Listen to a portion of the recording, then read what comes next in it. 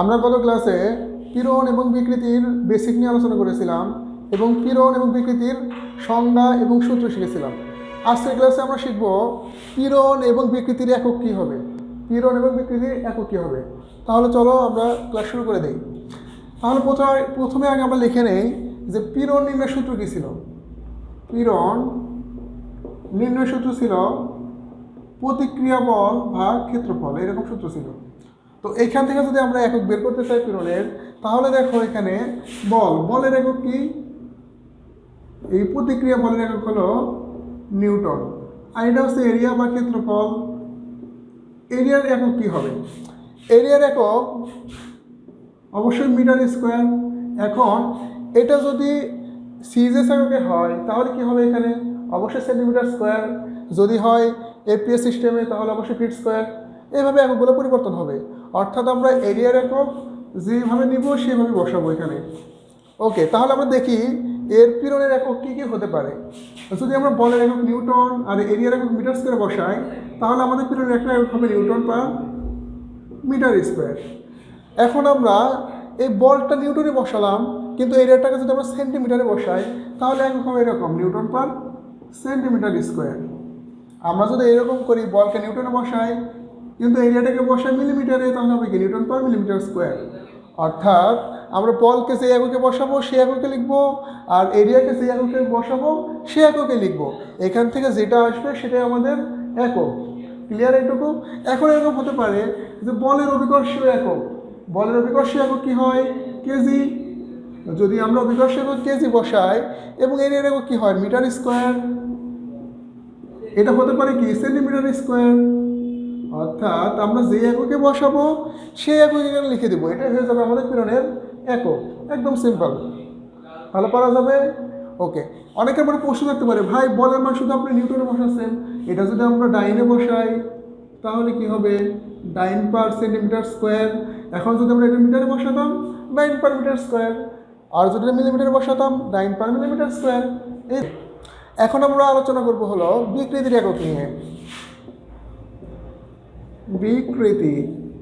বিকৃতিকে del দ্বারা প্রকাশ করা হয় এবং বিকৃতি নির্ণয় সূত্র ছিল পরিবর্তন ভাগ আদি। যদি আমরা এটা দৈর্ঘ্যের ক্ষেত্রে বিবেচনা করি তাহলে পরিবর্তিত দৈর্ঘ্য ডিভাইডেড বাই আদি দৈর্ঘ্য নিলাম আদি দৈর্ঘ্য।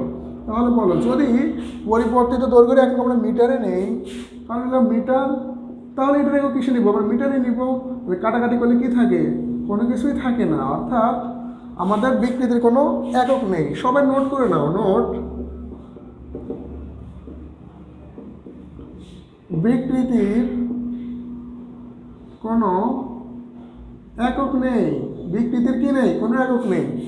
যে কোনো বিকৃতি বের করো না কেন, কোনো বিকৃতির কি নেই? কোনো একক নেই। এবং পীড়নের একক তো বললাম এইভাবে আসবে। ক্লিয়ার এইটুকু? ওকে, এখন আমরা নেক্সট টপিক নিয়ে আলোচনা করি। তোমাদের যদি কারো একক কনভার্সেশনের সমস্যা থেকে থাকে তাহলে এই আমাদের ইউটিউব চ্যানেলে একটা ভিডিও দেওয়া আছে শুধুমাত্র ইউনিট কনভার্সেশন। শুধুমাত্র ইউনিট কনভার্সেশন, কীভাবে ইউনিট কনভার্সেশন হয় এবং সেখানে সকল এককের ডিটেলস দেওয়া আছে। ওইখানে তোমরা পরম একক পাবে, অভিকর্ষীয় একক পাবে এবং সকল এককের মধ্যে যে রিলেশনগুলো আছে সেই রিলেশনগুলো খুঁজে পাবে। তাহলে তোমরা এই ডিসক্রিপশন বক্সে লিঙ্ক দেওয়া থাকবে, সেখান থেকে তোমরা ক্লিক করে দেখে নিতে পারো। তো চলো আমাদের টপিকে আমরা ফিরে যাই। আমরা আলোচনা করতেছিলাম unit of stress and strain. আশা করি এটুকু ক্লিয়ার হয়েছে। এখন আমরা দেখব হুকস ল।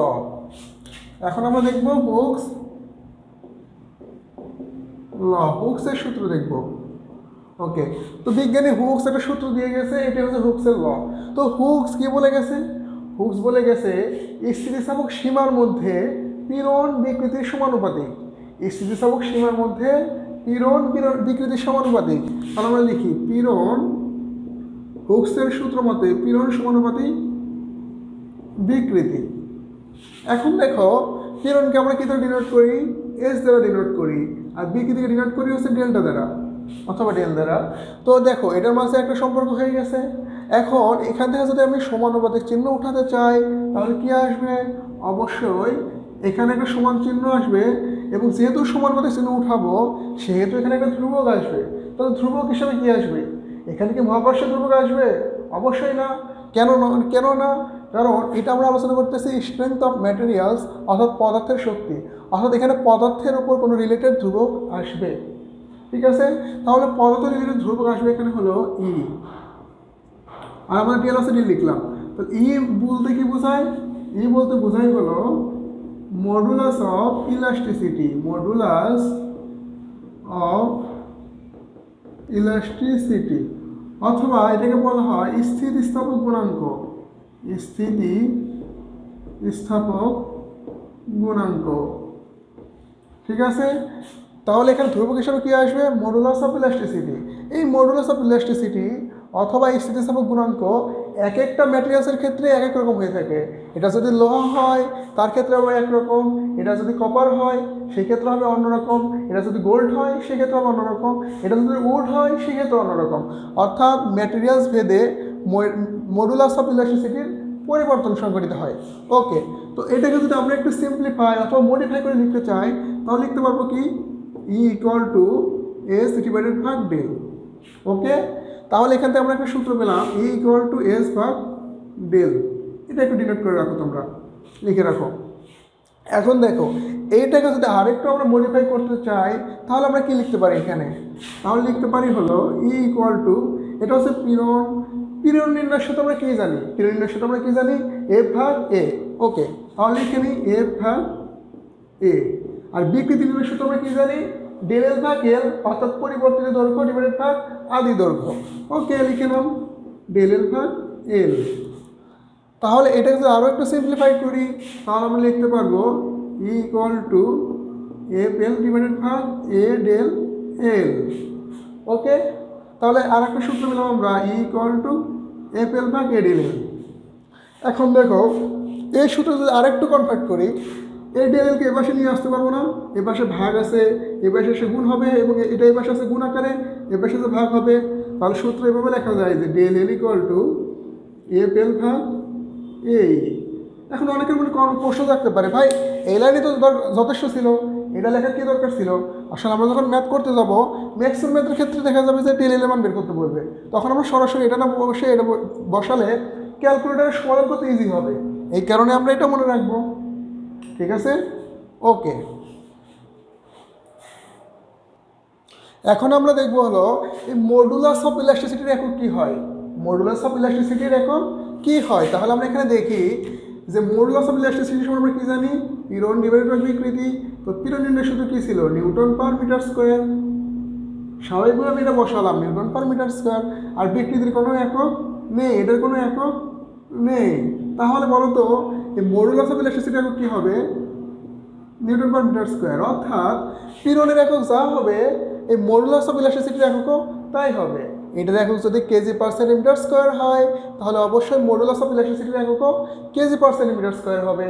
যদি এটার একক টাইম পার সেন্টিমিটার স্কোয়ার হয় তাহলে আমাদের মডুলাস অফ ইলাস্টিসিটি অর্থাৎ স্থিতিস্থাপক গুণাঙ্কের মানও কেজি পার সেন্টিমিটার স্কোয়ার হবে।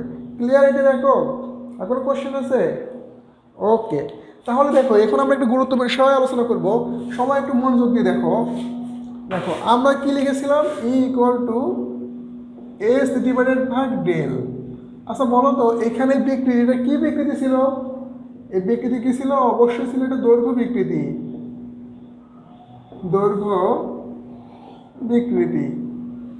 বুঝতে পারছো? আমরা যে এখানে বিকৃতি বসাইছিলাম এই বিকৃতি ছিল কিন্তু দৈর্ঘ্য বিকৃতি। ক্লিয়ার এটা? ওকে, এখন দেখো এইটাই যদি আমি লিখি এইভাবে, যেটা ডেল লিখে বলি যেটা হচ্ছে আকার বিকৃতি, আকার বিকৃতি। যদি এটা আকার বিকৃতি হয় তখন আর এখানে মডুলাস অফ ইলাস্টিসিটি থাকে না, তখন এই মডুলাস অফ ইলাস্টিসিটি পরিবর্তন হয়ে যায় হলো এই মডুলাস অফ রিজিডিটি। এটা পরিবর্তন হয়ে হয় কি? Modulus of rigidity. ঠিক আছে, আর এই মডুলাস অফ রিজিডিটিকে জি দ্বারা প্রকাশ করা হয় এবং একে বাংলায় বলা হয় হলো দৃঢ়তার গুণাঙ্ক অথবা দৃঢ়তার স্থিতিস্থাপক গুণাঙ্ক, স্থিতিস্থাপক গুণাঙ্ক।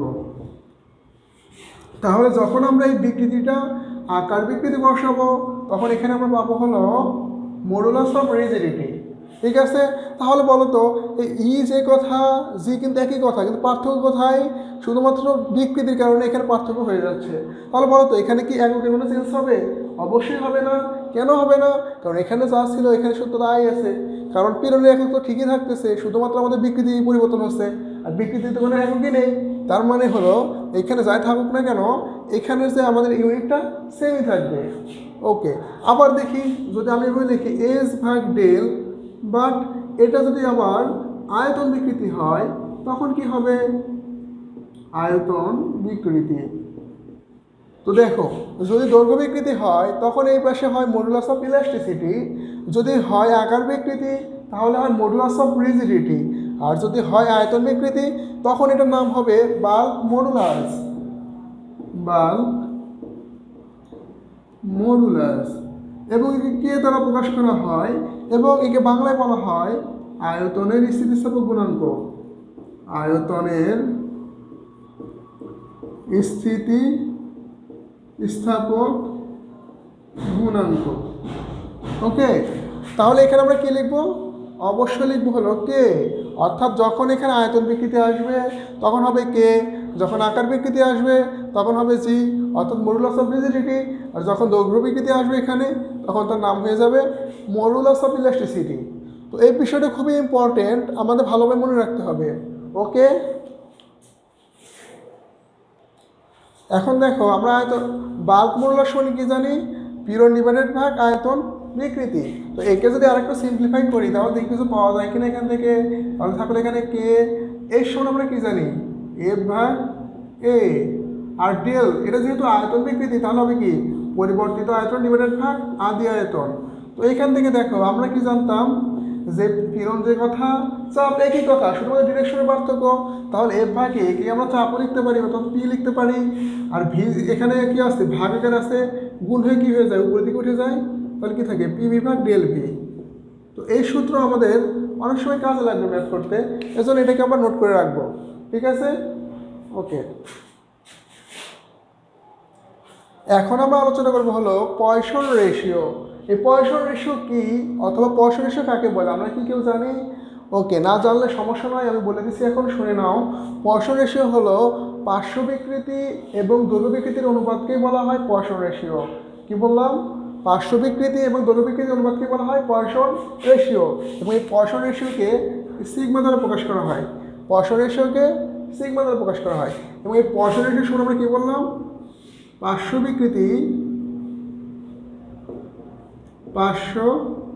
বিকৃতি ডিভাইডেড ভাগ দৈর্ঘ্য বিকৃতি। ওকে, এখন এটা আমরা দেখব যে এটা কীভাবে হয়।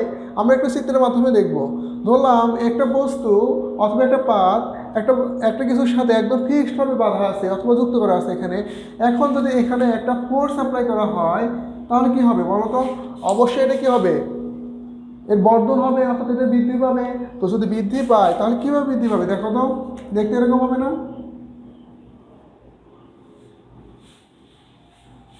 এরকমভাবে বৃদ্ধি পাবে। অর্থাৎ কী হচ্ছে দেখো, যেহেতু এটা লম্বায় বৃদ্ধি হচ্ছে তাহলে পার্শ্ব কী হয়ে যাচ্ছে?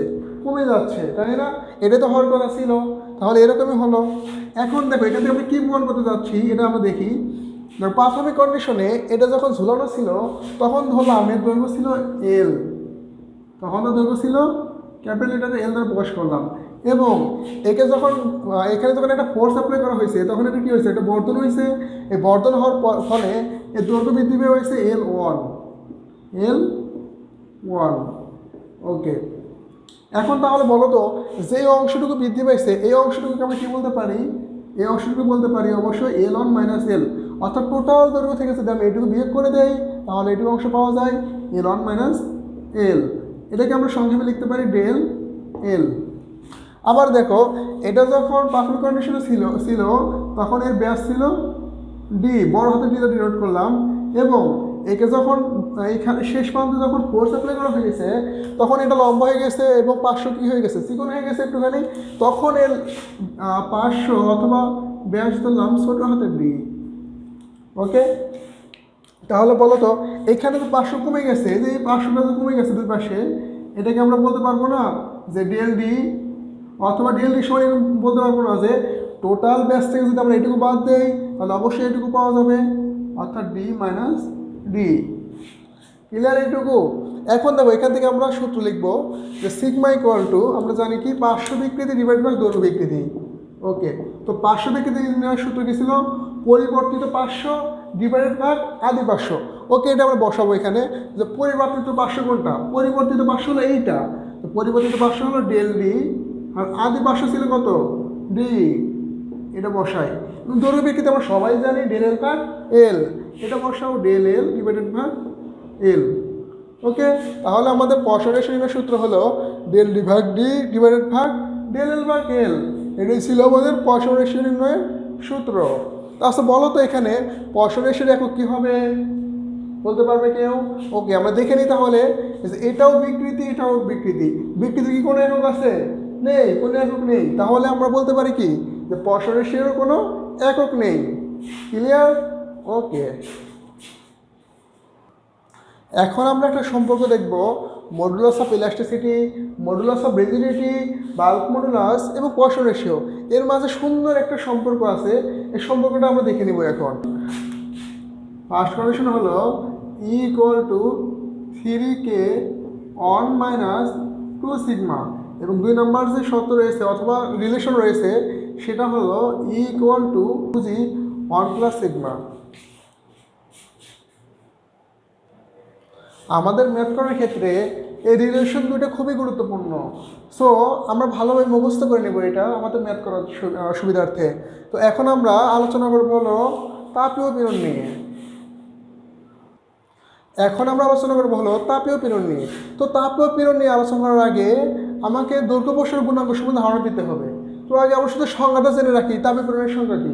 আমরা যখন নর্মাল পীড়ন পড়লাম, শিয়ার পীড়ন পড়লাম, টানা পীড়ন পড়লাম, চাপা পীড়ন পড়লাম, তখন কি শিখেছি যে যদি টানা পীড়ন হয় ওই বস্তুর উপর টানা বল প্রয়োগের ফলে যে পীড়ন উৎপন্ন হয় সেটা হলো টানা পীড়ন। তেমনিভাবে যদি এখানে আমরা সংজ্ঞায়িত করতে চাই পীড়নকে, তাহলে কী হবে যে কোনো বস্তুর মধ্যে যদি তাপ প্রদান করা যায় তাহলে সেখানে যে পীড়ন উৎপন্ন হয় সেই পীড়নকে বলা হবে তাপীয় পীড়ন। ওকে, তাহলে আমরা তাপীয় পীড়ন নির্ণয়ের সূত্র বুঝে গেলাম, সংজ্ঞা বুঝে গেলাম, কিন্তু এই তাপীয় পীড়নের যদি সূত্র প্রমাণ করার জন্যে আমাদের দৈর্ঘ্য প্রসার গুণাঙ্কটা বোঝা খুবই প্রয়োজনীয়। ঠিক আছে, এই জন্যে আমরা দৈর্ঘ্য প্রসার গুণাঙ্ক সম্বন্ধে ধারণা নেই। এই দৈর্ঘ্য প্রসার গুণাঙ্ককে আলফা দ্বারা প্রকাশ করা হয়, এবং এটা এই আলফা বোঝার জন্যে আমরা একটা ছোট্ট একটা এক্সাম্পল দেখব। ধরলাম এটা একটা দণ্ড, যে কোনো একটা ম্যাটেরিয়ালস হতে পারে, এটা এই ম্যাটেরিয়ালসের লেন্থ ধরলাম এল, এবং এটা স্বাভাবিক কন্ডিশনে এর ভিতরে একটা টেম্পারেচার রয়েছে। এই টেম্পারেচারটাকে ধরে নিলাম আমরা হলো θ1 ডিগ্রি সেন্টিগ্রেড। এখন দেখো এই এল দৈর্ঘ্যের একটা বস্তুকে যদি আমরা এখান থেকে কিছু তারা তাপ দেই তাহলে কি হবে? যদি নিচ থেকে আমরা তাপ দিই তাহলে এখানে কী ঘটনা ঘটতে পারে বলো তো কেউ? কী করতে পারে?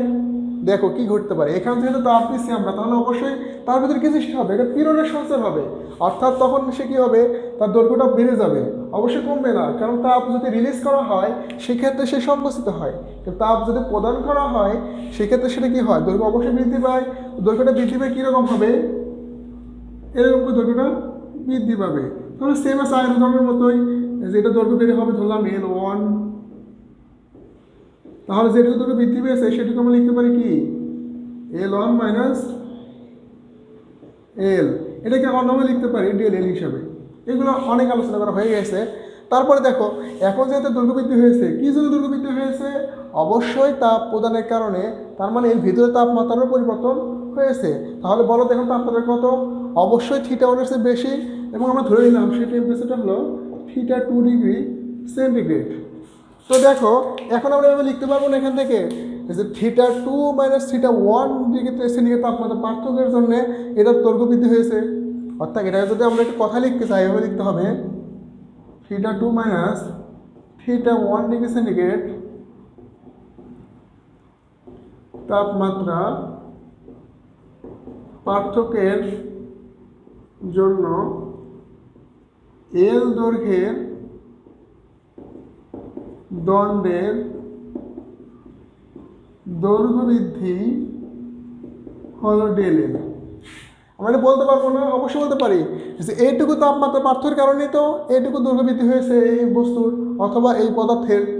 তাহলে যদি আমরা বলি যে 1 ডিগ্রি সেন্টিগ্রেড তাপমাত্রা পার্থক্যের জন্যে দৈর্ঘ্যের দণ্ডের দৈর্ঘ্য বৃদ্ধি কত হবে, তাহলে হবে ডেল এল ডিভাইডেড ভাগ, এটা হয়ে যাবে ভাগ আর এটা হয়ে যাবে ভাগ, তাই না? θ2 মাইনাস θ1। ওকে, বুঝতে পেরেছো? এখন দেখো দৈর্ঘ্য প্রসার গুণাঙ্ক কাকে বলে? এই দৈর্ঘ্য প্রসার গুণাঙ্কের সংজ্ঞা থেকে আমরা জানি যে 1 ডিগ্রি সেন্টিগ্রেড তাপমাত্রা বৃদ্ধির কারণে একক দৈর্ঘ্যের দণ্ডের দৈর্ঘ্য বৃদ্ধিকে বলা হয় দৈর্ঘ্য প্রসারণ গুণাঙ্ক।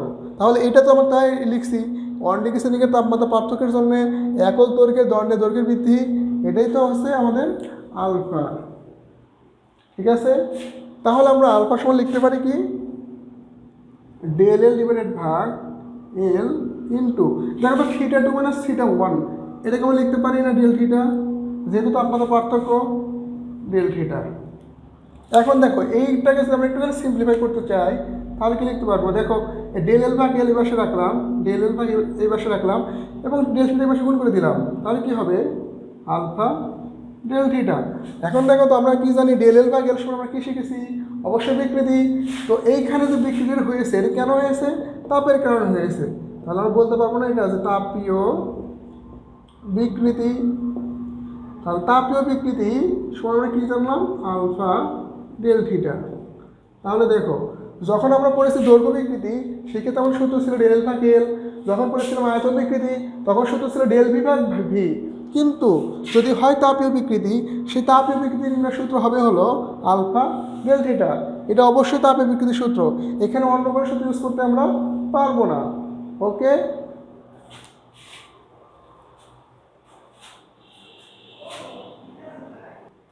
এখন দেখো আমরা পীড়ন নির্ণয় সূত্র আমরা কি শিখেছিলাম? এস ইজিক্যাল টু, অর্থাৎ এরকম শিখছিলাম না এর সমানুপাতিক বিকৃতি, এরপর আমি শিখছিলাম S equal to E del. পীড়ন নির্ণয় সূত্র এটাও ছিল না, S equal to E del. কিন্তু দেখো এইখানে যদি এটা তাপীয় বিকৃতি হয়, এটা যদি তাপীয় বিকৃতি হয় অর্থাৎ যদি আমার তাপের কারণে বিকৃতি সংঘটিত হয়, তাহলে সেখানে আমরা এই বিকৃতি পরিবর্তে কি লিখতে পারবো? Alpha del theta. অর্থাৎ আমরা কিছুক্ষণ আগে দৈর্ঘ্য প্রসার গুণাঙ্কের সংজ্ঞা থেকে আমরা একটা সূত্র প্রমাণ করেছি যে তাপের বিকৃতি নির্ণয়ের সূত্র হলো আলফা ডেল থিটা, অর্থাৎ তাপীয় পীড়ন নির্ণয়ের সূত্র হলো S equal to E alpha del theta. এই সূত্র অবশ্যই আমাদের কাজে লাগবে ম্যাথ করার ক্ষেত্রে। সো এই সূত্রটা ভালোভাবে ক্লিয়ার করে নাও। এখন আমরা আরেকটা পীড়ন নিয়ে আলোচনা করব, সেই পীড়নটা হলো যৌগিক পদার্থের পীড়ন। দেখো এতক্ষণ পর্যন্ত যতক্ষণ আমরা পীড়ন নিয়ে আলোচনা করেছি সবগুলো পীড়নই ছিল একটা মাত্র পদার্থ, হয় লোহা অথবা স্টিল অথবা উড, এরকম একটা পদার্থ নিয়ে আলোচনা করেছি। কিন্তু এখন বলা হচ্ছে যৌগিক পদার্থের পীড়ন, অর্থাৎ যৌগিক বলতে কি বোঝায়? একের অধিক, তাই না? একের অধিক পদার্থের উপর যদি একসাথে ফোর্স অ্যাপ্লাই করা হয় সেক্ষেত্রে এই পদার্থের ভিতরে যে পীড়ন উৎপন্ন হবে তাকে বলা হয় যৌগিক পদার্থের পীড়ন। কিভাবে? ধরো একটা কাঠ, ধরো এইটা একটা কাঠের টুকরা, এই কাঠের টুকরার ভিতরে ধরো আমি দুইটা পেরেক মারলাম, এভাবে দুইটা কাঠের টুকরার ভিতরে দুইটা স্টিলের পেরেক ঢুকালাম। এখন বলো তো এর উপর যদি আমরা ফোর্স অ্যাপ্লাই করি তাহলে পীড়ন কী হবে? তাহলে দেখো এর আগে যতগুলো পীড়ন দেখেছি আমরা একটা মাত্র পদার্থের উপর আমরা বল অ্যাপ্লাই করেছিলাম, কিন্তু এখন দেখতেছি কি একসাথে এটা হলো উড, এটা হলো উড এবং এটা হলো, এই দুটো হলো কি? স্টিল। তো এই ক্ষেত্রে আমরা যদি এর উপরে ফোর্স অ্যাপ্লাই করি এইভাবে, যদি আমরা আঁকানো সম্ভব নয় এভাবে দেখাই, যদি এইভাবে ফোর্স অ্যাপ্লাই করি তাহলে এখানে পীড়ন কী হবে? তাহলে সেই ক্ষেত্রে হবে যৌগিক পদার্থের পীড়ন। অর্থাৎ কোনো সময় যদি ফোর্স অ্যাপ্লাই করার পরে দেখা যায় যে সেখানে একের অধিক মেটেরিয়ালস আছে তাহলে সেটাই হবে আমাদের যৌগিক পদার্থের পীড়ন। ঠিক আছে? ওকে ওকে, দেখো তাহলে এখান থেকে আমাদের সূত্র কিভাবে হবে? আমরা সহজ টেকনিকে মনে রাখার জন্য এই পন্থা অবলম্বন করতে পারি যে এখানে যেহেতু ফোর্স অ্যাপ্লাই করবো তাহলে এখানে উডের ভিতরে পীড়ন হবে, স্টিলের ভিতরে পীড়ন হবে। ওকে, তাহলে দেখো আমরা কিভাবে লিখতে পারবো যে স্টিলের পীড়ন এবং উডের পীড়ন। এখন স্টিলের পীড়ন এবং উডের পীড়ন নির্ণয়ের সূত্র কী হবে? সবাই এটা একটু মুখস্থ রাখবো আমরা, যে এখানে কি পরিমাণ ফোর্স অ্যাপ্লাই করছি, এফ ই, আর নিচে হবে এ ই প্লাস এ ই, এবং এখানে দেখো এখানেও তাই হবে, এফ ই ডিভাইডেড ভাগ এ ই প্লাস এ ই। তাহলে এখানে পার্থক্যটা কোথায়? আমাদের যে উডের পীড়ন আর স্টিলের পীড়ন সেম হবে? অবশ্যই না। এখানে অবশ্যই উডের পীড়ন আর স্টিলের পীড়ন সেম হবে না। কেন হবে না এটা আমরা দেখবো এখন। দেখো আমরা যখন এইভাবে জৈব পদের পীড়ন নির্ণয় করবো, এখানে যদি দুইটা ম্যাটেরিয়ালস থাকে তাহলে সূত্র হবে এরকম, অর্থাৎ নিচে এই প্লাস এই, আর এইটা হলো, দেখো এখানে উডের এরিয়া আছে, এই উডের এরিয়া আছে, আবার স্টিলেরও এরিয়া আছে, আবার এই উডের ক্ষেত্রে মডুলাস অফ ইলাস্টিসিটি আছে, এটার ক্ষেত্রে মডুলাস অফ ইলাস্টিসিটি আছে। তাহলে আমরা বলতে পারবো না যে স্টিলের ক্ষেত্রে এটা প্রথমে লিখবো স্টিলের মডুলাস অফ ইলাস্টিসিটি, সরি স্টিলের এরিয়া ইন্টু স্টিলের মডুলাস অফ ইলাস্টিসিটি, আর প্লাস এখানে দিব উডের এরিয়া, উডের মডুলাস অফ ইলাস্টিসিটি। তোমার ইচ্ছা তুমি এটা আগে লিখতে পারো, এটা পরে লিখতে পারো। ক্লিয়ার? এখানেও সেম, আমি প্রথমে দিলাম স্টিল স্টিল, উড উড, কিন্তু লক্ষণীয় বিষয়টা হলো এইটা উডের এরিয়া দিব আর এটা স্টিলের মডুলাস অফ ইলাস্টিসিটি দিব, তাহলে হবে না। এটা অবশ্যই হতে হবে হলো আমাদের যে এরিয়া এবং মডুলাস অফ ইলাস্টিসিটি সেম নিতে হবে, এবং পরবর্তীতেও সেম নিতে হবে, এবং এটা কি বসবে, সাম আকারে বসবে, অর্থাৎ যোগ আকারে বসবে। দুটোর ক্ষেত্রেও তাই। তাহলে আমাদের পার্থক্য কোথায় হয়? পার্থক্য হবে হলো আমাদের এই যে মডুলাস অফ ইলাস্টিসিটির এখানে তো ফোর্স তো একই ফোর্স অ্যাপ্লাই করছি, তার মানে এফ এফ সমান।